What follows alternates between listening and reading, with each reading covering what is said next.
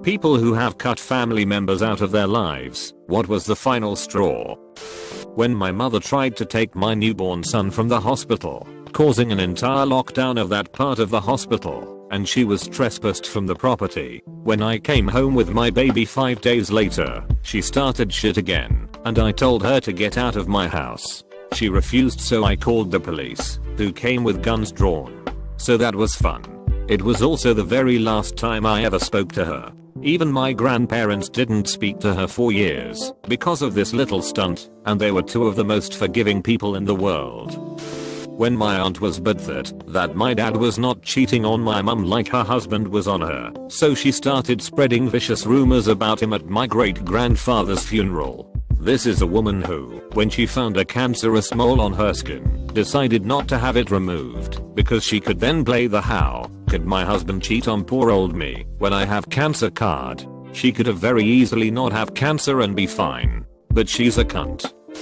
My dad, the final straw was one morning. I was about to take a shower and heard him screaming at my mom. I ignored it and started to brush my teeth. Then I hear punches. I came out and saw him with his hand up, and I got in the way and screamed my lungs out, kicking him out. He was shocked and started to walk back up to the front door. When he got in his car, he tried to play it cool and ask my mom sorry and bullshit like that.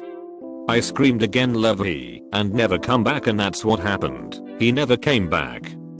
Like most with narcissists for parents, it was a pile up of shitty thing after shitty thing, until it was just too much shit to avoid dealing with. I felt like I was constantly walking on eggshells to avoid a big blowout. The last straw seems somewhat inconsequential, but you have to hold it up against years of crappy behavior, if that makes sense.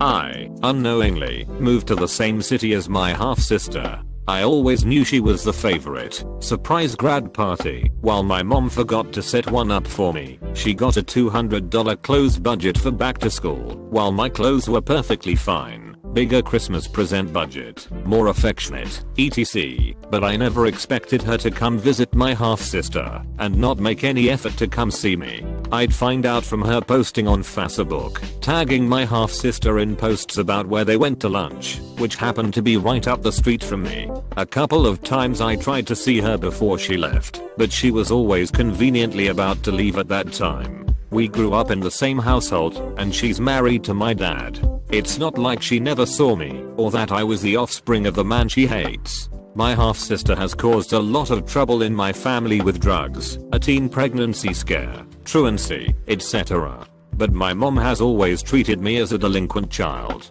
Now I speak to her as little as possible. I cut my mom out of my life. She never accepted the fact that I'm a lesbian. She refused to come to my wedding. There was a clear difference, and she treated my brother's kids and my kids. Even when she would spend time with my family, she treated my biological son significantly better than my 4 non-biological kids, 1 stepkid and 3 adopted.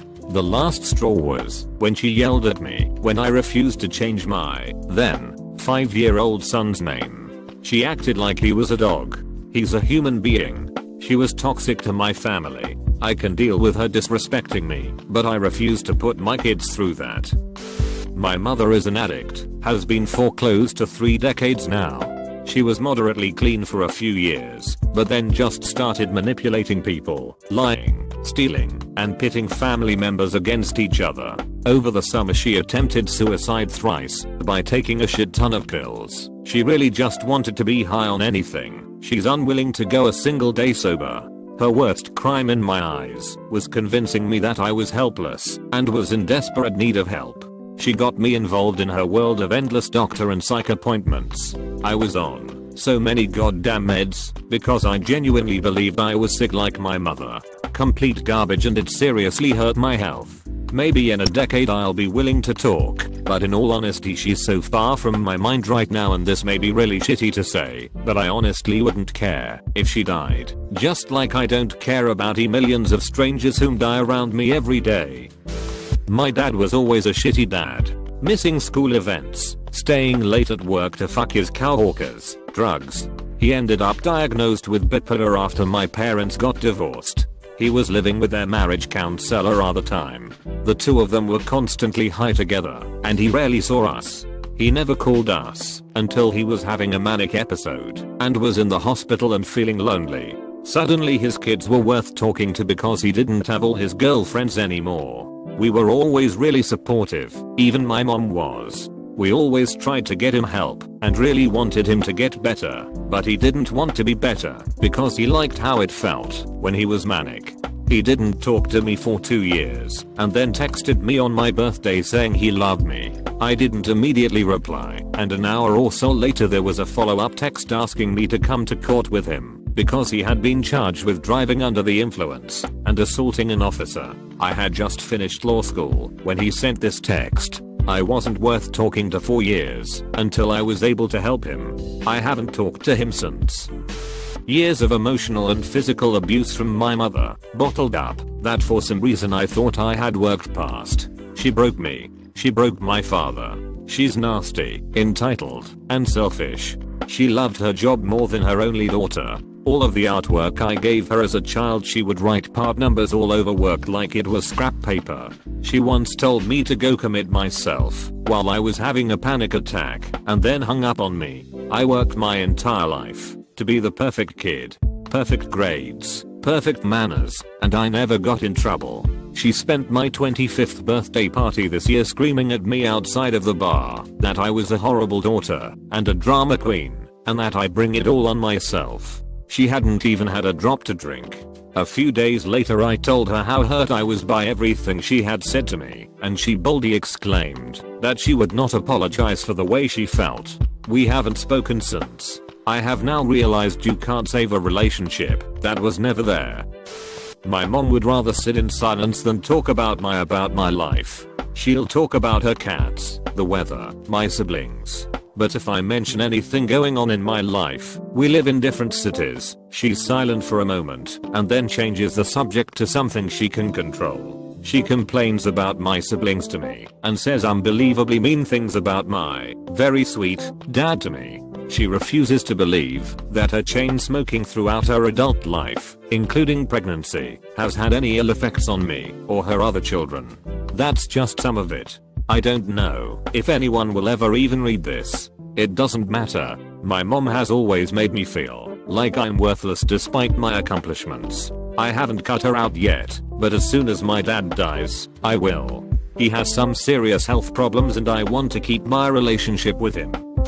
When I showed up Christmas Eve to tell them Merry Christmas, and my dad kept telling me every time I visit my mother gets upset. Then when I went upstairs to tell her Merry Christmas, she got my mentally handicapped sister to give me my gifts and to tell me no one was home. Obviously they were. I know their vehicles. Adopted or not, they are my family. But I can't afford to feel like shit that they don't forgive me for the mistakes I've made, moving out without warning, lying about stuff as young people sometimes do. My nana, grandmother on my dad's side, was just always so vindictive. When I was in middle school and high school, she'd make fun of my acne and say I was getting fat. Made me feel really self-conscious and liked to say who her favorite grandchildren were. If I disagreed with anything she said, she'd say she liked me less and would get my cousins expensive gifts and send me socks or underwear. Mind you, I was a child, so it was just super shitty. When my parents got divorced, caused my dad's numerous affairs, I was fucking pissed, sided with my mom, and then my nana just stopped talking to me, period. She thought 19-year-old me should apologize to my dad for not keeping his dick in his pants. What made me realize she was the worst person was when she'd come to town to visit my cousins. She'd take my pedophile uncle with her. He literally was in prison 4 years for fondling a toddler girl. She took him to my cousin's wedding, who has 2 young kids. Apparently fucked the law in her eyes, cause I'm pretty sure he couldn't leave the city he was in. My dad couldn't be bothered to call and ask how I was doing after a bilateral mastectomy. A year plus many complications later he never reached out on my birthday, the only time of the year I ever heard from him, which just so happened to be the day I was finally getting my reconstruction. I was still riding the high of anesthesia when I texted him and unleashed everything I'd felt about how he and his family had treated me since my parents had divorced 18 years prior. A few years previous to this, he had told me what a terrible kid I was because when he'd been in an accident due to his drunk driving, I never went to the hospital to see him. I was 14 when it happened and no one bothered to tell me until well after the incident. Cutting him out was one of the best, most freeing days of my life. Decided to stop the cycle. Every few years my brother and I would stop talking, usually for some perceived slight on his part, and I would be the mature one and try to reconcile. After about 40 years of this pattern, I decided I didn't want to waste my life with that negativity. We now live separate lives, much like a couple that admitted we were not right for each other. I have no regrets. Life is much better without the drama. A few days after my mom died, I was sued by my dad for the house my brother and I were living in. He left the home 2 years earlier. After 2 months of court appearances, the idiot judge jokingly said, "If you want the house so bad, just go break in." So he did. One day while my brother and I were away, our dad broke into our house and built a makeshift wall at the bottom of the stairs to divide the house top/bottom. We moved out the next week and haven't spoken to our dad or anyone on his side of the family since. After 34 years of being the not favorite child and enduring all sorts of abuse from my mother, dad just ignored what was going on. I called to wish her a happy Mother's Day. She was drunk, which was not unusual. I mentioned something my brother-in-law had said to me the previous week and she flew off the handle for God knows what reason. She started calling me all sorts of foul names, accusing me of heinous crimes, and just generally screaming at me for existing, not unusual for her. I stopped listening, pulled the phone away from my face, and slowly settled the receiver into the cradle, old style landline. I have never talked to her or my family again. 15 years, and, for all I know, she's still screaming into that phone. I have no regrets. A friend of mine's children were riding in a car that was struck by a drunk teenager, putting his kids in the ICU for a long time and giving them lifelong issues. My aunt bragged about sneaking into a $10 chili dinner fundraiser at the VFW to help pay for the ramp my friend would need on his house. She didn't know I knew the family. Parents have always been psycho, just bad people. I just put up with BC, you know. They are my family. I got happily pregnant this past summer and my husband and I told them last BC they are awful, and my mom was dead silent for 30 seconds before saying, "But you're so skinny. Are you happy? I have huge body image problems." Next time she saw me, 9 weeks pregnant, she put her hand in my bump and said, "Wow, showing so big so early." Then a month later, mommy dearest claimed a bunch of her meds were gone/missing/stolen. I have medication for anxiety, but I had to stop taking it once I got pregnant. She first called and asked me about filling some of my prescriptions for her prior to her accusing me. I actually agreed, but I couldn't call my prescription from our local pharmacy to a different pharmacy in a different state. Once I wasn't a medication source, I was worthless, and so she pinned being out of medication on me. The story was someone went into her house and got her prescription hash, called it in, and picked it up. She refused to go to Walgreens to check security footage, call her doctor, or the police, or talk to the realtor who had been showing their house to potential buyers, basically avoiding anything that would contradict her story. Oh, and apparently I stole $25,000 of jewelry she had already admitted that she accidentally donated to the Goodwill. She is a hoarder and brilliantly kept her jewelry in an antique tin. That happened months prior.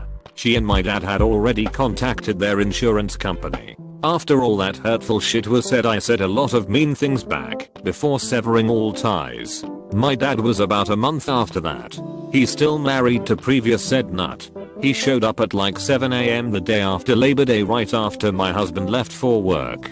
He rage pounded on all the doors and windows before finally breaking in. He finds me, 4 months pregnant, hiding in the bathroom, and does some more aging. Accuses me and husband of fucking with them. Says we broke into their house and stole paperwork, marriage certificate, birth certificate, dad's military paperwork, to cause them hardship. Also asks if we drive 4 hours to their lake house and stole a TV. We left a little $200 TV in a bedroom we used to sleep in at their vacay home. He then proceeded to search my house for a TV that wasn't even his, before coming back to the closet to continue raging. But he seemed satisfied I genuinely was clueless. and apparently down one crappy TV. I just sat in my closet sobbing, saying over and over, "I don't know what you are talking about." After a long awkward period, he apologized and gave me a weird hug, then suggested my husband does a better job locking all the doors and windows and leaves. Phil is a big guy. He called my dad after I made my husband promise not to escalate things. IDK what all was said, but my dad agreed we should go our separate ways. We haven't spoken to them since. Thankfully the rest of the family knows where the crazy lies and are supportive. The baby is due in a month. I'm more than a little afraid they will pop back up. They have deep pockets and are used to getting their way, typically buying forgiveness. They currently live out of state, but still have several houses here. One that's only 30 minutes away. Almost 6 months with no contact, and I'm the happiest I have ever been. Woo.